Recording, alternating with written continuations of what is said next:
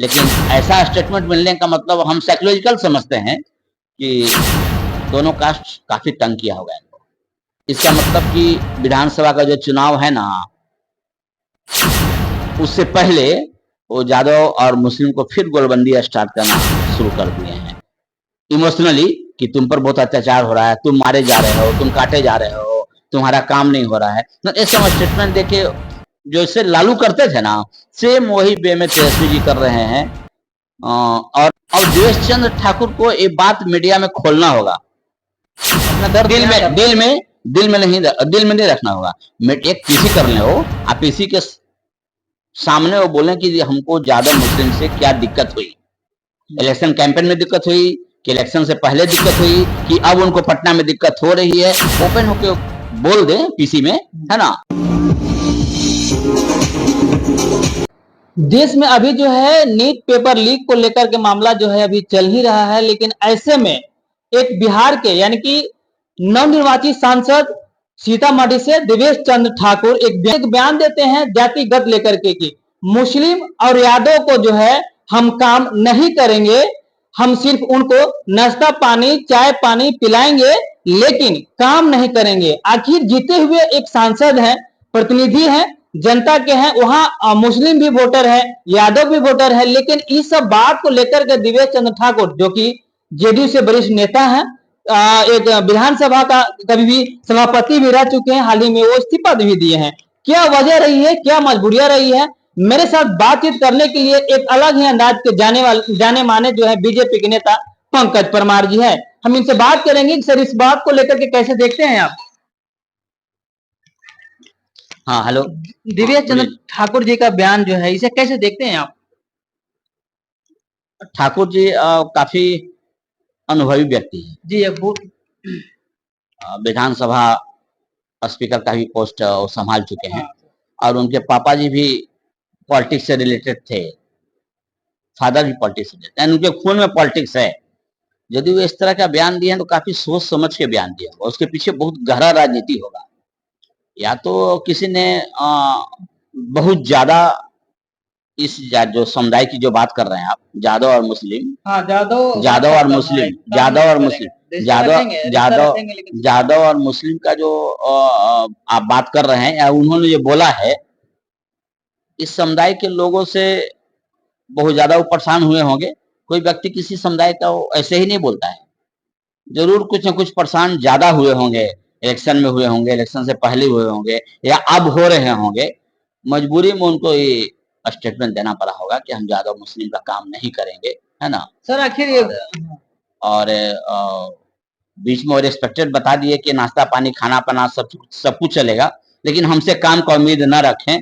इसका मतलब है कि लोग तंग किया, इनको तंग किया, इलेक्शन कैंपेन में भी तंग किया होगा, इलेक्शन कैंपेन में भी धमकी इनको मिली होगी, जरूर मिली होगी, ओपन नहीं हो रहा है।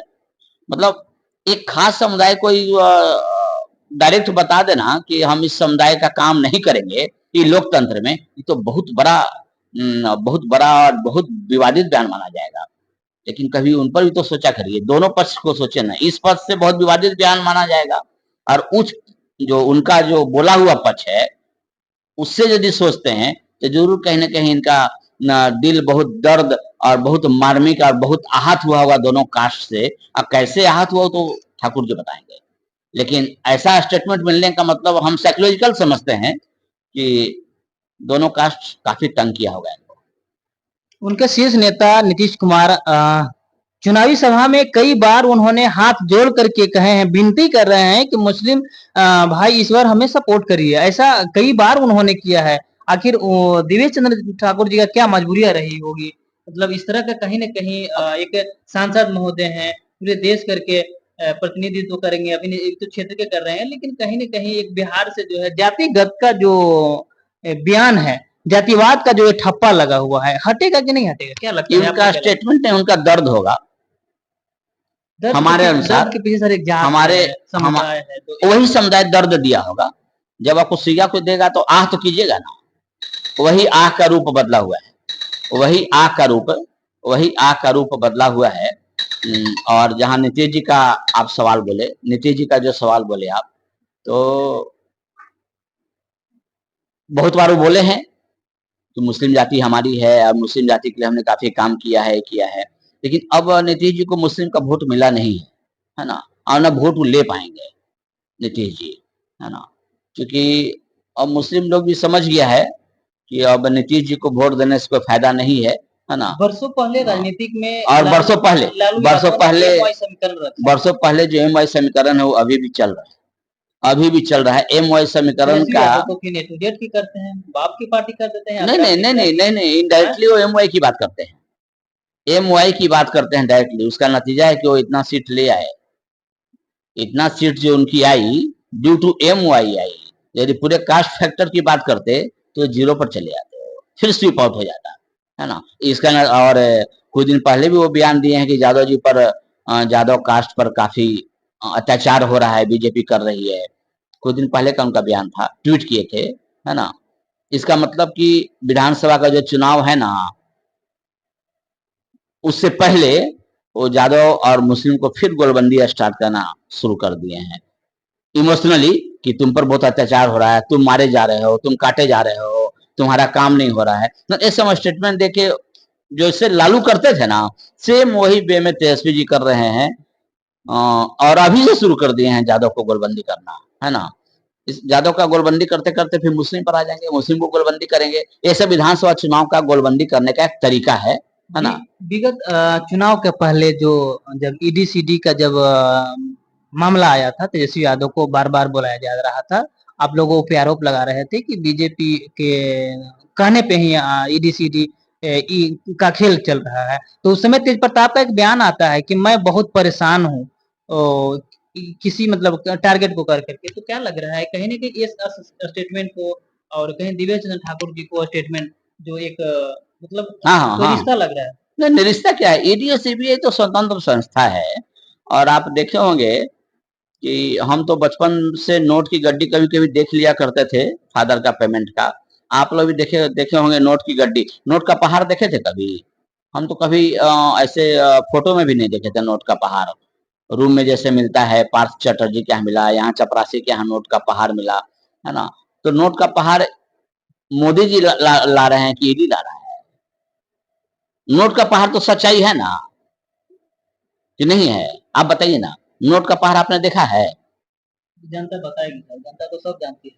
नोट का पहाड़ देखे, ईडी ने दिखाया आपको नोट का पहाड़, है ना। इसे मोदी जी क्या करेंगे? आप नोट का पहाड़ आप रखे हुए हैं, यदि पकड़ा जाती है तो आप कहते हैं मोदी जी हमको पकड़वा दिए नोट का पहाड़। जमीन घोटाला आप करते हैं, पेपर जज के सामने रखा हुआ है ना।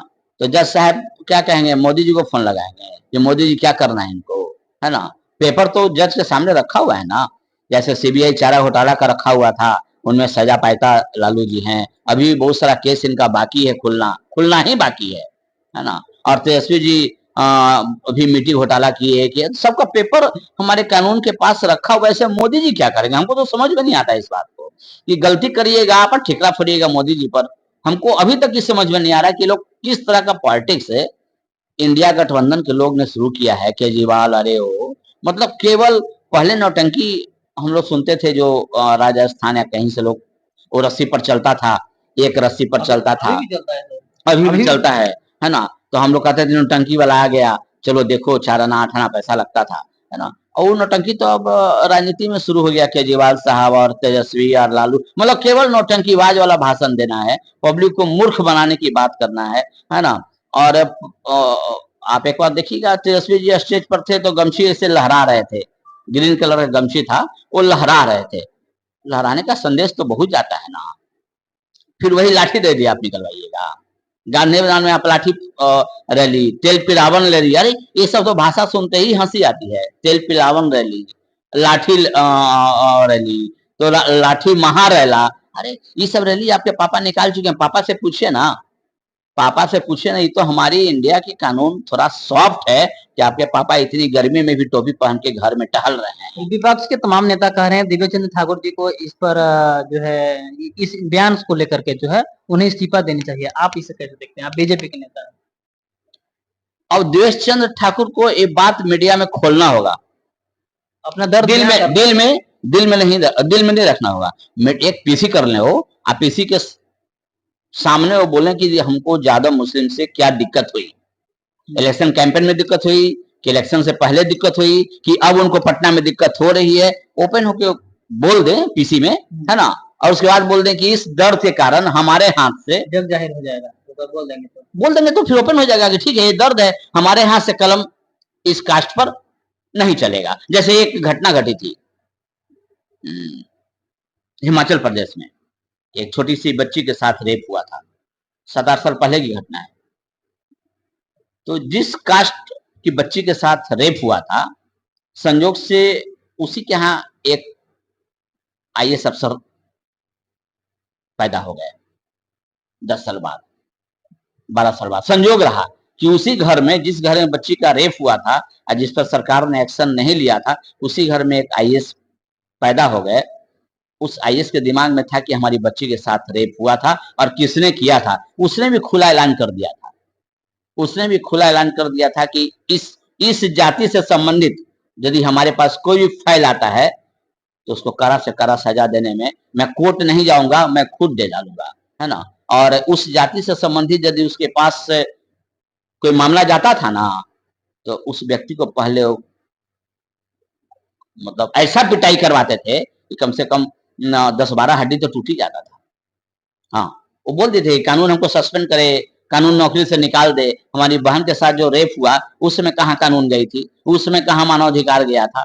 तो उसी तरह हो सकता है इनके साथ भी हुआ होगा। ओपन कर दें, पीसी में ओपन कर दें, हमारा कहना है पीसी में ओपन कर दें, है ना। यदि संतुष्टिकरण ओपन होगा पीसी में इनका तो ठीक है, नहीं तो इस्तीफा दे दें। जात की राजनीति नहीं करना चाहिए। सर कम शब्दों में पश्चिम बंगाल में जो रेल हादसा है वो इसको लेकर क्या? पश्चिम बंगाल में जो हादसा हो रही है, ममता बनर्जी जो कर रही हैं, संदेश खाली में भी हुआ है कल। संदेश खाली में भी महिला को प्रताड़ित किया गया, कल भी प्रताड़ित किया गया है। हमारे विचार से अब सुप्रीम कोर्ट को स्वतः संज्ञान लेके और राष्ट्रपति के पास फाइल भेज दे कि जितना जल्दी से जल्दी इस सरकार को बर्खास्त कर दिया जाए, नहीं तो फिर हमारी स्त्री जाति के साथ हो दुर्घटना घटते रहेगी, है ना। और इसमें हमारे जो विश्व गुरु मोदी जी है ना, उनको भी बीच में आना पड़ेगा। अब थोड़ा सा पॉलिटिक्स से ऊपर हट के इनको डिसीजन लेना पड़ेगा कि जितना जल्दी से जल्दी राष्ट्रपति शासन आप लगा दीजिए। हाँ, अच्छा, आज जो है बिहार के पूर्व मुख्यमंत्री राबड़ी देवी एक बयान देती हैं, कहती हैं कि केंद्र सरकार की लॉ एंड ऑर्डर कहाँ गई है, हत्याएं हो रही हैं, आरोपी जो है पकड़े नहीं जा रहे हैं, बलात्कार हो रहे हैं, बलात्कार करके मार दिया जाता है, जला दिया जा रहा है। लेकिन अब बिहार में कहीं न कहीं जंगल राज जो उन लोग कहते थे, अब ये क्या मंगल राज है, क्या कुछ कहेंगे? तो इस पर आपकी क्या राय है? राबड़ी देवी क्या बोलेंगी? राबड़ी देवी को यदि आप लोग पूछिएगा कि अमेरिका अमेरिका का कौन प्रेसिडेंट है तो नहीं बता पाएंगे। या राबड़ी देवी से पूछिए कि अभी हमारे जो विश्व गुरु मोदी जी है कहाँ गए थे, तो भी नहीं बता पाएंगे, है ना। राबड़ी क्या स्टेटमेंट देगी? राबड़ी के स्टेटमेंट पर हम क्या बताएं? मतलब हम क्या कमेंट करें? हम तो इतना ही कमेंट करेंगे कि राबड़ी जो पूछ रही है, राबड़ी जो बीजेपी से पूछ रही है, वो अपने हस्बैंड पति लालू जी से पूछें कि पतिदेव आपके कार्यकाल में तो हत्या काफी होती थी, आपके कार्यकाल में तो गुंडागर्दी और को एक उपाधि मिल गया था जंगल राज का।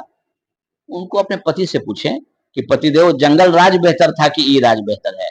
सवाल उनको मिल जाए। यदि लालू जी यदि सही जवाब दें अपने पत्नी को, तो पत्नी को बोल दें, धीरे से कान में बोल देंगे, जैसा हमको लगता है कि ये सब हल्ला मत करो, जंगल राज ज्यादा खतरनाक था, फिर राबड़ी देवी चुप हो जाएंगी, है ना। चलिए, हाँ, तो ये थे मेरे साथ बातचीत करने के लिए पंकज परमार जी। बता दें कि एक अलग ही लुक में देखे जाते हैं, गेटअप में देखे जाते हैं, जाने जाते हैं। बात भी करते हैं देवेश चंद्र ठाकुर को, देवेश चंद्र ठाकुर जिस हिसाब से वो बयान दिए हैं, इनको कहने का मतलब है कि वो जो उनका जो दर्द चल रहा है अंदर का, वो भैया पीसी करके ओपन कर दें ताकि सबको पता चल जाए, जग जाहिर हो जाए। राबड़ी देवी को लेकर के भी इन्होंने बात कही कि कहीं न कहीं जिस हिसाब से राबड़ी देवी पहले बिहार के तो मुख्यमंत्री रह ही चुकी है, लेकिन अभी फिलहाल में अगर आप पूछेंगे कि प्रेसिडेंट कौन है अमेरिका के, तो वो हम नहीं बता पाएंगे। तो उसके बात करके हम क्या जवाब दें? अब सवाल यह उठता है, जिस तरह से पश्चिम बंगाल में विगत कई महीनों के अंतराल पे अगर देखा जाए संदेश खाली में जो मामले हुए उसको लेकर के, रेल हादसे को लेकर के भी इन्होंने साफ-साफ बात कहा कि ममता बनर्जी वो जो वहाँ का जो सरकार चला रही है, कहीं न कहीं अब राष्ट्रपति को अपने हाथ में लेना होगा, सुप्रीम कोर्ट इसको लेकर के समझौता करेगी। बहरहाल हमारा खबर और प्रयास आपको कैसा लगा कमेंट में एक राय ज़रूर लिख दीजिएगा। इसके लिए धन्यवाद।